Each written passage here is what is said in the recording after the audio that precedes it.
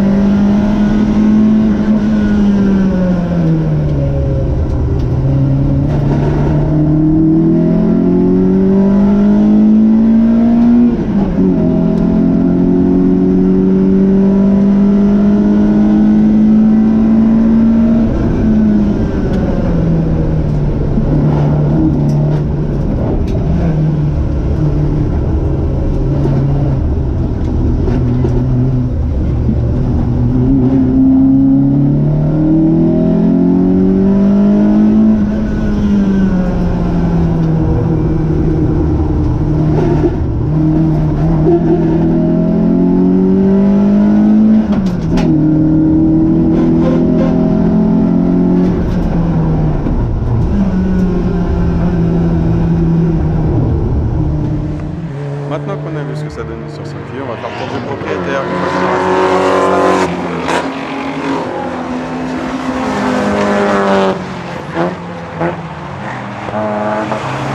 Donc, Anthony, bonjour.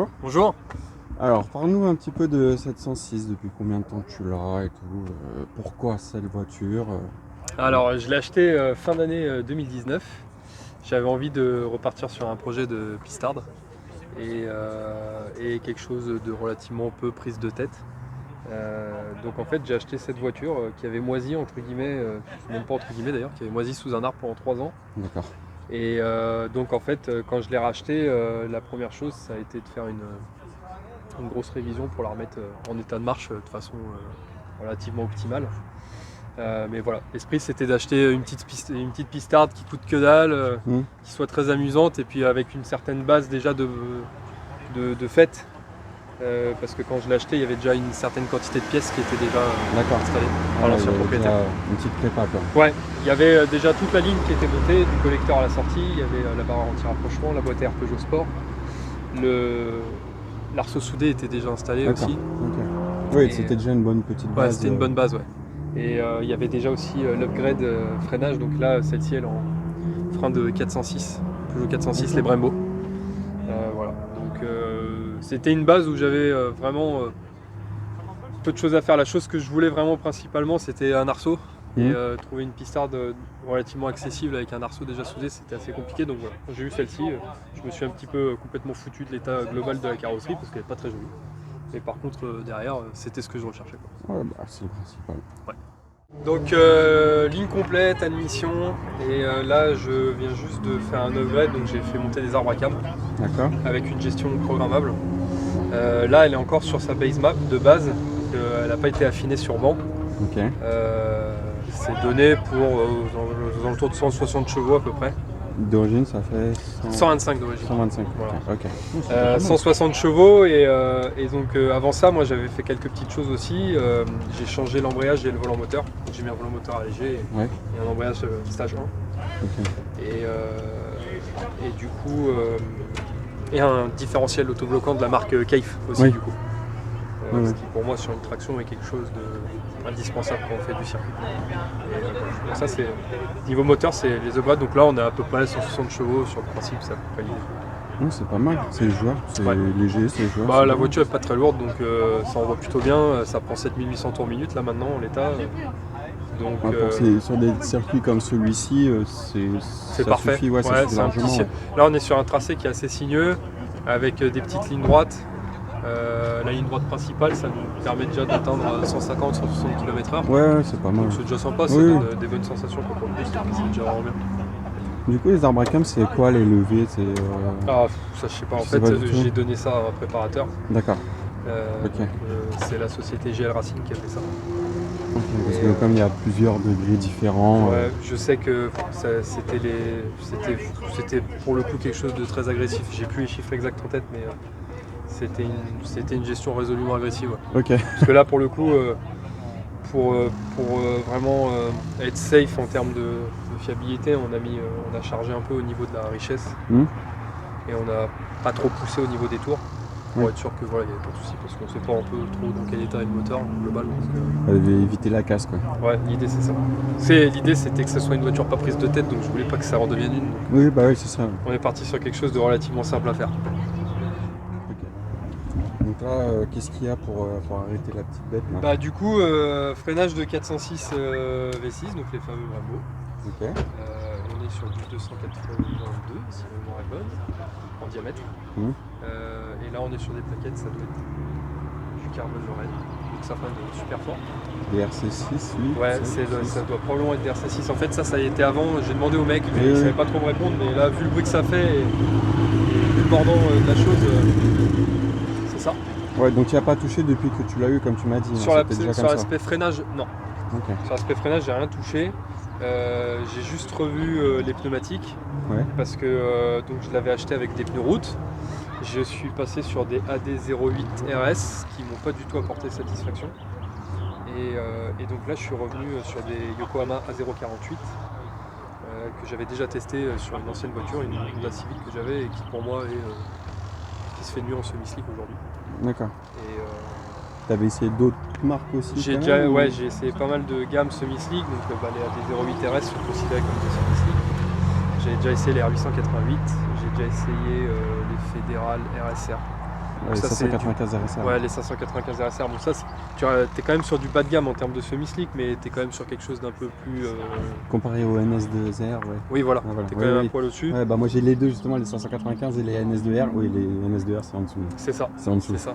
Et là, pour le coup, ça c'est vraiment. Ouais, pour moi, toi, c'est ce que je peux par faire. rapport à la Dans voiture. mon ressenti à conduite, Voilà.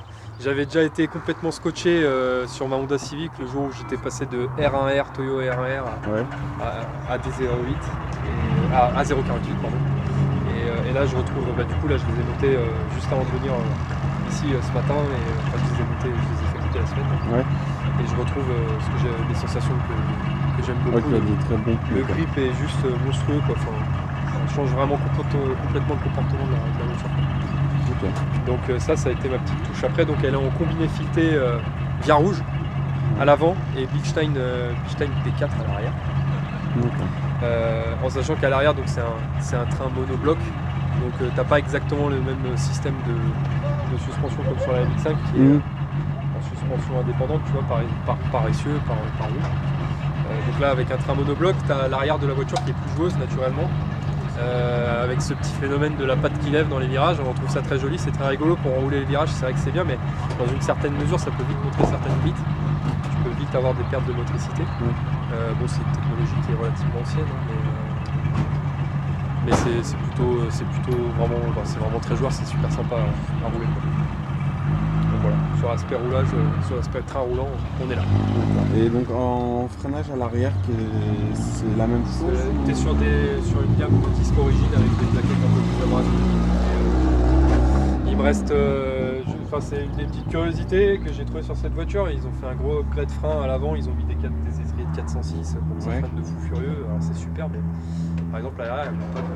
Le freinage arrière ne suit pas, quoi. Bah, il n'y a pas de Duritavia par exemple, c'est complètement teubé en fait. Ouais. Si tu upgrades de fou ton freinage à l'avant et que tu touches pas à l'arrière, tu déséquilibres complètement le comportement de la voiture. C'est ça.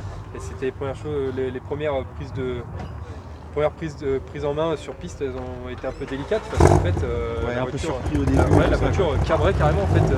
Ça m'arrivait sur des entrées de côte de perdre complètement l'arrière de la voiture parce qu'en fait du coup elle freinait tellement fort à l'avant que l'arrière décrochait. Donc ça c'est un truc que je dois faire. J'ai racheté des plaquettes et des disques que je dois monter sur la voiture. Mais là je les laisse aller jusqu'au bout. Oui, bah oui, c'est Parce ça. que du coup, avec l'usure des plaquettes à l'avant, ça s'est un peu rééquilibré. Puis j'ai trouvé aussi le dosage à mettre. Ouais, voilà, c'est ça, t'as pris le. J'ai pris comme ça. Donc voilà. En termes d'échappement. Sur du groupe N. Ouais. La ligne complète groupe N. Ouais. Et quand je l'ai acheté, c'était un tube Afrique direct. Donc j'ai fait poser un silencieux. Ouais. Du coup, elle faisait beaucoup de bruit.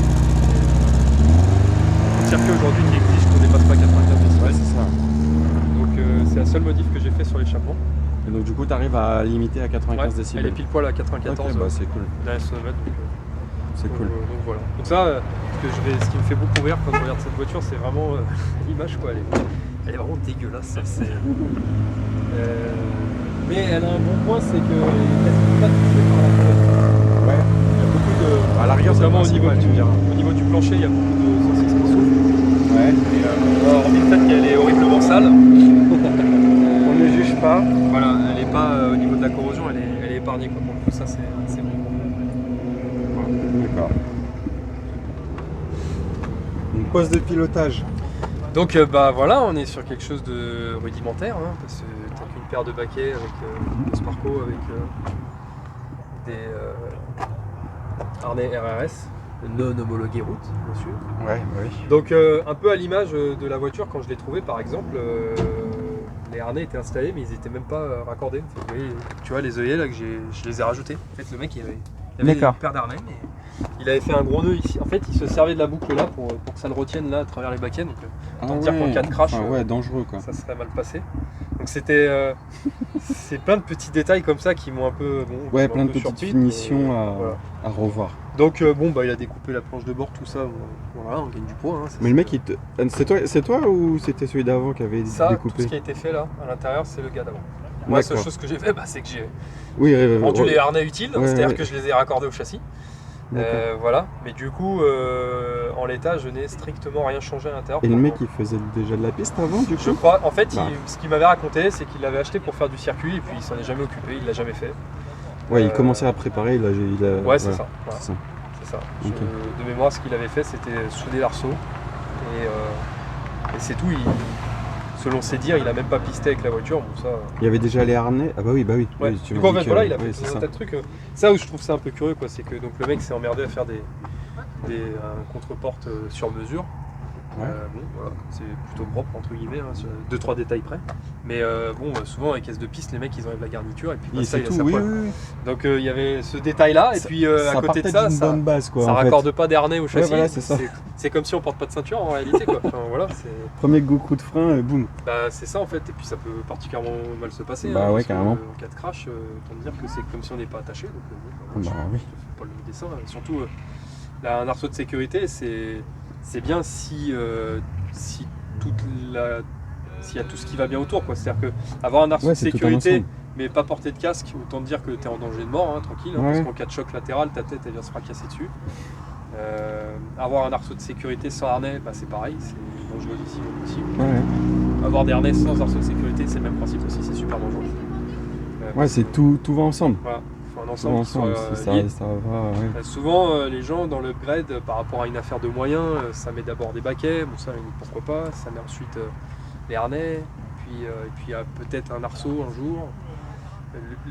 Vraiment pour le coup, à partir du moment où on met des harnais, il faut qu'il y ait l'arceau qui va avec, sinon ça sert à rien. En cas de crash, c'est dangereux, c'est très dangereux Ouais. en fait. Donc voilà, donc en fait à l'intérieur, je n'ai strictement rien fait, si ce n'est que poser mon cul là-dedans. Ce qui est déjà pas mal. Ouais, bah oui. Et donc voilà, c'est ça. C'était ce que je recherchais, c'était une voiture avec déjà la présence d'un arceau, parce que c'est une opération qui est très coûteuse à faire. Oui. Déjà l'arceau c'est cher, et puis Oui. après le faire souder au châssis, c'est très cher à faire. Mhm. Donc ça pour le coup c'était un très bon point pour cette voiture. Ouais, en fait, ouais, ça va, t'as trouvé une caisse déjà bien Qui était déjà avancée, bien avancée, quoi. Voilà, ouais. c'est ça. C'est Ouais, ça. non, c'est cool. Il y avait juste une très grosse révision à faire, parce que du coup quand je l'ai acheté j'ai fait la distribution, changé tous les fluides. Ouais, t'as fait une grosse révision. Ouais.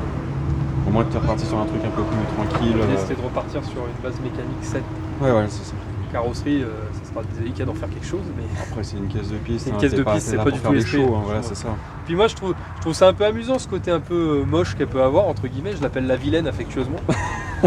Parce qu'en fait c'est rigolo, il y a toujours ce phénomène d'emballage, les gens ils voient la voiture arriver, elle est pas belle, ils se disent oh, regarde moi cette daube, qu'est-ce que c'est que ce truc là. Et puis une fois que ça roule un peu, Au bout du deuxième virage, tu passes sur 3 roues, le mec, ah putain! c'est ça, c'est le type, ça fait vraiment triper, c'est la voiture qui cache vraiment bien son jeu, c'est vraiment rigolo. Ouais, ouais, c'est cool. Donc voilà. Essentiellement, tu roules sur quel circuit? Tous les circuits, donc moi j'habite en région parisienne, donc Ouais. j'essaie d'aller dans les circuits qui sont environnants. On a Ville où on est aujourd'hui, on essaye d'aller souvent aussi sur Clastres, de façon plus rare, mais aussi on vise Folembray, les Écuyers, et bon voilà, pour le moment on a évolué essentiellement sur ces circuits-là. Moi personnellement j'ai eu la chance d'aller sur d'autres circuits, notamment j'ai eu l'occasion d'aller à Spa, Ouais. 2 fois, dans des anciennes voitures. Bon, c'est pas vraiment une voiture qui serait vraiment à sa place là-bas, Ouais, parce que c'est vraiment un grand tracé. très grand. Mais en fait, l'idée c'est que aujourd'hui, on n'a plus sur la route, on est surveillé de partout, les radars, les restrictions en tout genre, bref. Et là, l'idée c'est de s'éclater pour pas cher, près de chez soi. C'est c'est vraiment ça. l'esprit de ça, quoi. Et puis on a ce côté à se dire bon bah voilà, une fois de temps en temps, je mets un coup de couteau dans le contrat par rapport à tout ce qui se dit, tout ce qui s'entend aujourd'hui sur l'aspect écologique et tout ça. Bon, voilà. Je roule une fois de temps en temps 100 km, 150 km dans la journée. Je pense que c'est un bon compromis. Et puis je préfère faire l'idiot ici dans un cadre relativement encadré, Ouais, sécurisé. ouais, sécurisé, et puis, ouais, t'es tranquille. C'est C'est ça. pour ça. L'esprit, Aujourd'hui, c'est tu ça. peux faire ce que tu veux. Et puis en plus Voilà. aujourd'hui, ça va vraiment à l'encontre de tout ce qui se passe. Les voitures aujourd'hui, elles deviennent toutes horriblement chères. Ouais. J'ai eu des voitures assez puissantes. J'ai eu Lancer Evo, j'ai eu Mazda RX-7. Et aujourd'hui, si on veut acheter des caisses comme ça, on en a pour 20, 30, voire même plus. Aujourd'hui, le prix, ça devient délirant. Là, voilà. J'ai acheté ça à 2200 balles en l'état. J'ai mis peut-être 1500 balles dedans pour faire ce que j'avais à faire, Ouais. peut-être un peu plus. 2000-2005 grand max, quoi. Voilà, ça roule, on s'éclate à mort, et puis on se met pas en danger vis-à-vis de la législation, la route, et puis on se met relativement pas en danger non plus ici dans un cadre comme le circuit. C'est voilà l'esprit, Ouais. ça va vraiment, c'est du loisir à gogo pour pas cher, c'est vraiment l'idée, quoi. Et donc là, ce que tu me dis avec toutes les autres voitures que tu as eues, tu préfères laquelle du coup? Dans toutes les caisses que j'ai eues, Ouais. j'ai 2 caisses vraiment où ça a été une relation particulière entre guillemets. Ouais, moi je suis un sentimental, j'ai une relation avec mes voitures. J'ai eu une Honda Integra Type R et je l'ai gardée 4 ans.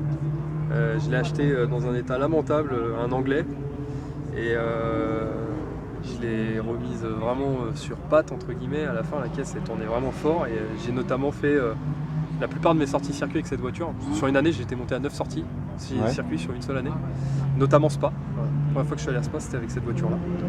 Et donc celle-ci, je la mets à peu près au même niveau que la deuxième. La deuxième, c'était une RX-7, ma Mazda RX-7 que j'ai gardée 3 ans. Pareil, que j'ai acheté plutôt propre sur la base, mais quelques petits détails qui gâchaient un peu l'état de la voiture. Et je l'ai revendue à un mec qui en prend grand soin aujourd'hui. C'est une très belle satisfaction d'ailleurs de voir ça. T'es encore en contact avec lui? Ouais, c'est cool. Ouais, c'est cool. De temps en temps, je vois des vidéos qui passent. Alors j'ai toujours le petit pincement, ma voiture. mais je vois qu'il en prend super soin, d'ailleurs probablement bien plus soin que moi entre guillemets. Ouais, ça fait plaisir. Et ouais, ça fait vraiment plaisir. Donc ces 2 voitures-là, je les ai érigées au même rang. D'ailleurs, je les ai gardées à peu près sur la même période. Je les ai gardées 3 ans et demi. J'ai roulé beaucoup plus avec l'Integra. Avec l'Integra, je l'ai achetée, elle avait 170 000 km. Je l'ai vendue, elle en avait 230 000. Donc j'ai roulé de fou avec cette voiture. J'ai fait 60 000 km avec cette voiture et c'était un délire. Et la RX-7, j'ai moins roulé avec, mais elle faisait probablement, elle doit faire entre 320 et 330 chevaux. Le bruit, le twin turbo, le rotatif, le châssis, la ligne de la voiture, c'était un truc de malade, quoi. Elle était rouge en plus, donc elle est rouge, donc elle avait vraiment un look hyper tape à l'œil. Et en fait, je l'ai gardée longtemps, et du coup, ça a eu aussi pour effet de vraiment que je la considère un peu plus que les autres voitures que j'ai eues. Et sinon, pour rouler sur piste, celle que j'ai vraiment préférée, j'ai eu une Lancer Evo. C'était celle que j'ai préférée sur circuit. Combien? Niveau 8. Niveau 8. Ouais. Qui était toute d'origine, en châssis. En moteur, elle développait 360 chevaux. Mais sur circuit, c'était juste incroyable à rouler. J'ai jamais retrouvé une telle efficacité. 4 roues motrices. Ouais, le 4 roues motrices. Ouais. Ouais. Le système AYC, c'était vraiment. À conduire, c'était juste incroyable. Sur circuit, c'est celle que j'ai préférée avoir. Ah ouais. Donc voilà. Très bien.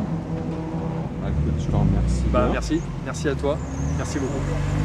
J'espère pouvoir la revoir encore après, quand tu auras refait d'autres motifs encore par la suite, si tu en refais. Et puis voilà, on va pouvoir rouler tous là. Bah là, j'espère que le temps va se tenir pour que je puisse ça t'emmener reste faire comme une ça. histoire qu'on rigole bien. On y va. Allez, merci Anto. Ciao. Merci. Salut.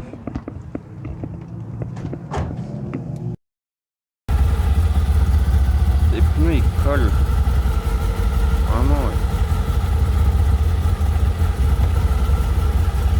C'est violent.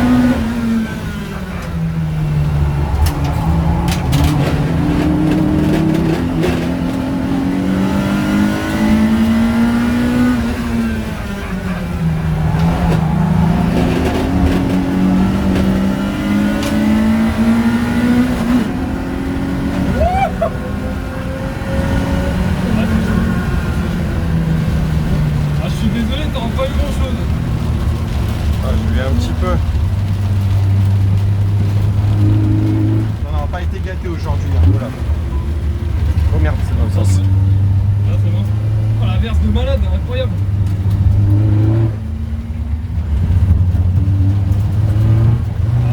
Tu vois, regarde. Hop là, c'est cadeau. C'est planqué devant.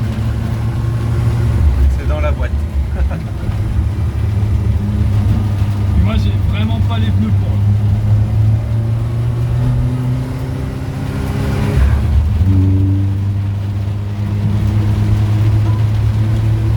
Ah ouais, d'accord, on va se marrer pour la remonte. On va charger la voiture. Ouais, super. Alors regarde.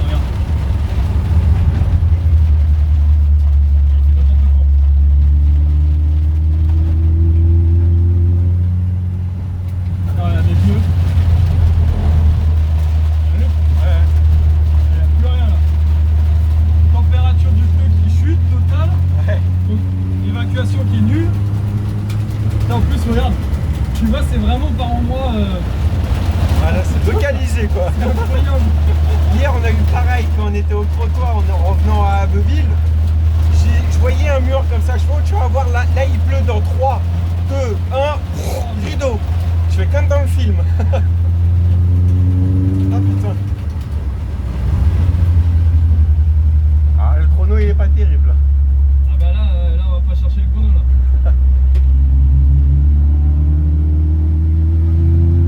Allez. On a quand même eu de la chance vu les prévisions. On a quand même eu la chance de pouvoir rouler. Ouais.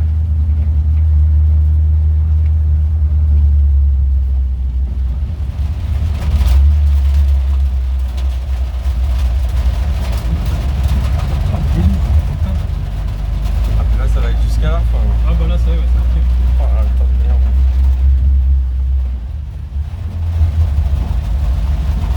Bon bah voilà, hein.